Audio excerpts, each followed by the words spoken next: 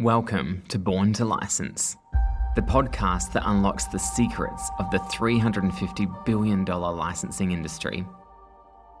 Whether you're a business owner, a creative professional, or perhaps you're just curious about how characters, brands, and IP find their way into our daily lives, this podcast is for you. I'm David Bourne, CEO of Born Licensing and Born to License, and for nearly 20 years, I've helped companies all over the world navigate the exciting world of licensing. Together, we'll explore real-world insights, fascinating stories, and practical tips to help you unlock the potential of licensing for your business or career. So, let's dive in.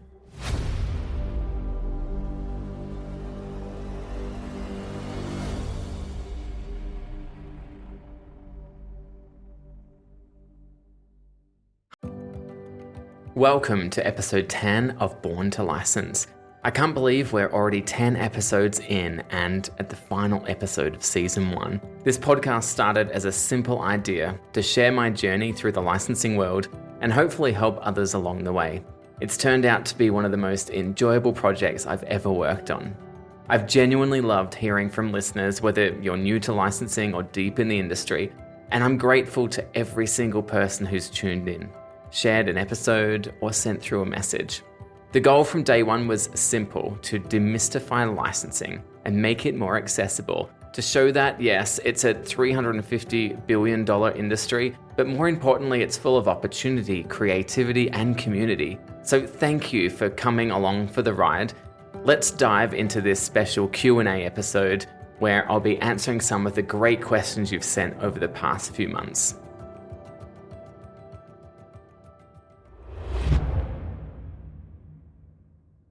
Let's start with a question from Ben.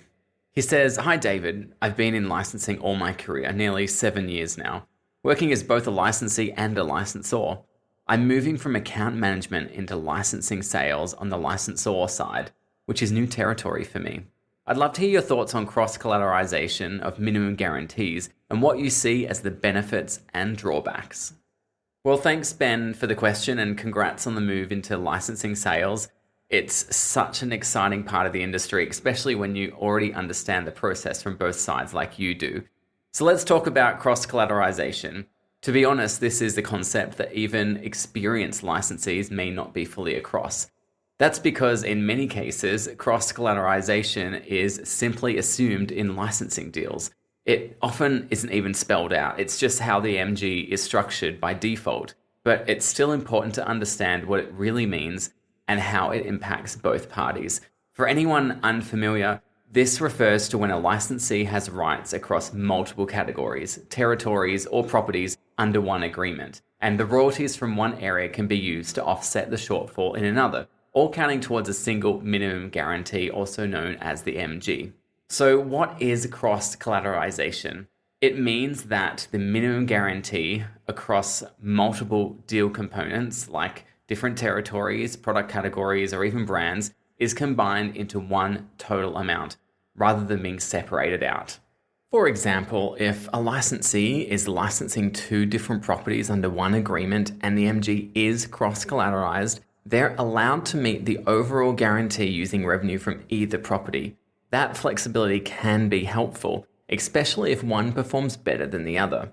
But when a deal is non-cross-collateralized, it's a very different story. In that case, the contract will clearly assign individual MGs to each territory, category, or property, and the licensee is expected to meet the target for each one separately.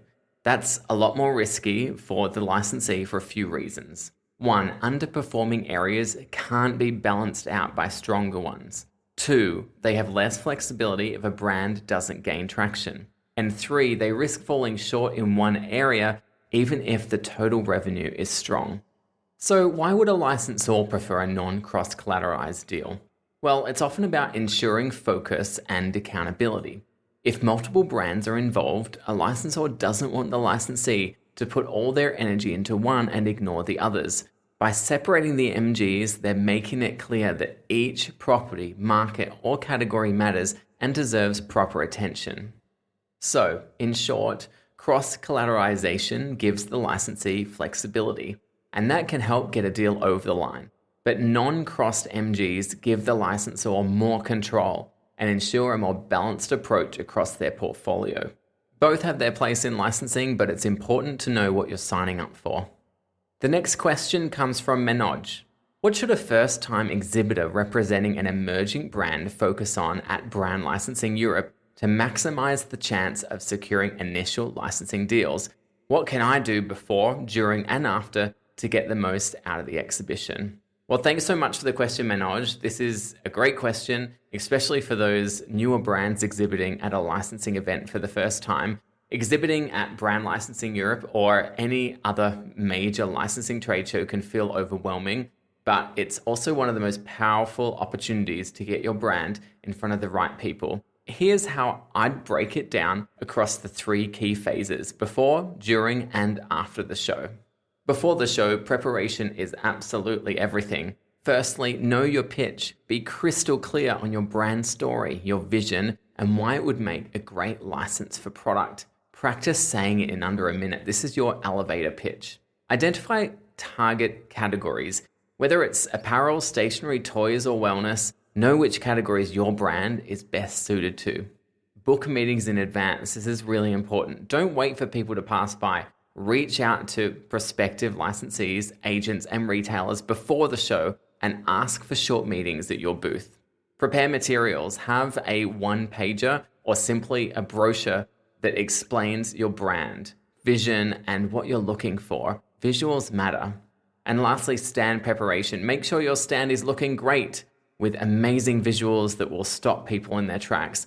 You'll be competing with a lot of other big brands vying to capture visitor attention, so your stand needs to be looking its very best. Let's move on to what you should be doing during the show. Be visible and intentional. Stand with confidence.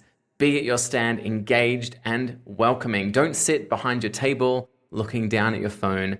You also need to tailor that pitch. If a licensee from a toy space walks up, tailor your pitch to why your brand would make a great toy. The more relevant, the better. Ask questions, show genuine interest in what the other person does. Licensing is a relationship business. And be selective. It's okay if not everyone is a fit. Focus on building real connections, not just handing out business cards. And then after the show, that's when the real work begins. Follow up quickly within 3 to 5 days. Send personalized emails to everybody you spoke with. Reference the conversation and suggest a next step. Prioritize hot leads. Focus on the companies that showed real interest, whether it's a second meeting, sample request, or a proposal. And stay in the game. Sometimes it takes months for a deal to come together, sometimes even longer. Keep following up, share updates, and build momentum. Manoj, go into BLE with clarity, confidence, and a collaborative spirit. The energy at these shows is contagious, and I have no doubt you'll leave a strong impression. I'm wishing you an incredible show. On to the next question. Hi, David. I've recently placed an order for a branded product range from a manufacturer, not realizing I needed an official license to import and sell those goods. Unfortunately, the shipment was stopped at the airport and now I'm facing a big financial loss. What should I do? Well, this is a really tough situation and unfortunately you're not alone. This kind of mistake happens more often than people think, especially with first-time sellers or entrepreneurs who are new to licensing. Here's the thing. Anytime you're using someone else's brand, whether it's a name, logo, or character, you need official permission from the owner of the intellectual property. That permission comes in the form of a license agreement, and without it, importing and selling branded goods is considered copyright and trademark infringement. Now, when a shipment like this gets stopped by customs, it's usually because the brand owner has put protective measures in place. They might even have brand protection teams actively monitoring imports to prevent counterfeit and unauthorized products from entering the market. This is a good thing. It protects the brand, the licensees who do have a proper agreement, and ultimately the customer. So what can you do now?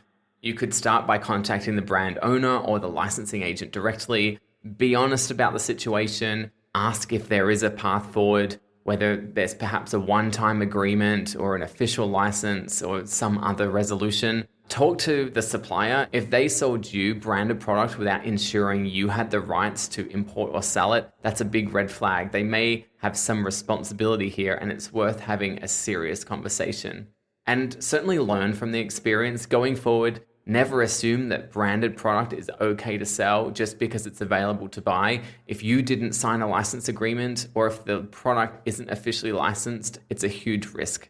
For anyone listening, let this be a reminder. Licensing is not just about opportunity, it's also about responsibility. Get the right agreements in place first. It'll save you time, money, and a lot of stress. And to the person who sent this in, thank you for being brave enough to ask the question. Let's move on to the last question. Hi David, I want a license to show cartoon videos on my YouTube channel without any copyright issues. Please, can you tell me how to do that? Well, that's a really important question, and I want to be really honest when answering it. If you're thinking about showing cartoon videos on your YouTube channel, even with good intentions, you're stepping into dangerous territory when it comes to copyright. The reality is, licensors almost never grant YouTube licenses to individuals or small creators.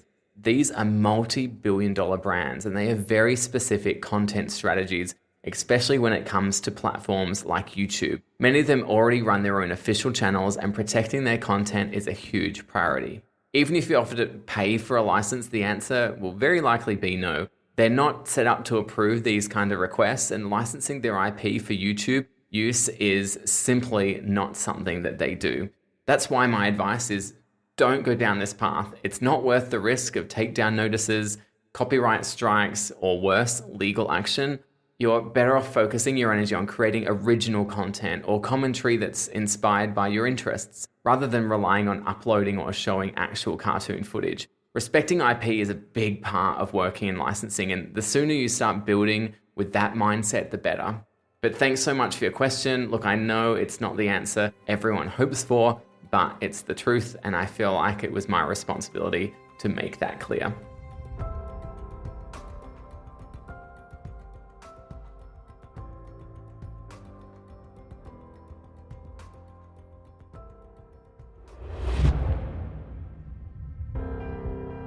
And that wraps up this special Q&A episode and the final episode of Season 1 of Born to License. Thank you so much for tuning in, whether this was your first episode or if you've been listening since the very beginning. It's been such a rewarding experience sharing my licensing journey with you, and I hope the series has helped demystify the licensing industry, whether you're just starting out or already working in the space. But don't go far, Season 2 is already in the works. We'll be diving even deeper with interviews from licensing professionals across the industry, licensees, licensors, agents, and creatives who all play a role in bringing licensed products and partnerships to life. If you've got a burning question, a topic you'd love to see covered in Season 2, or someone you think I should interview, I'd love to hear from you. Just reach out. My inbox is always open. hello@borntolicense.com. Thanks again for being part of the journey, and I'll see you in Season 2.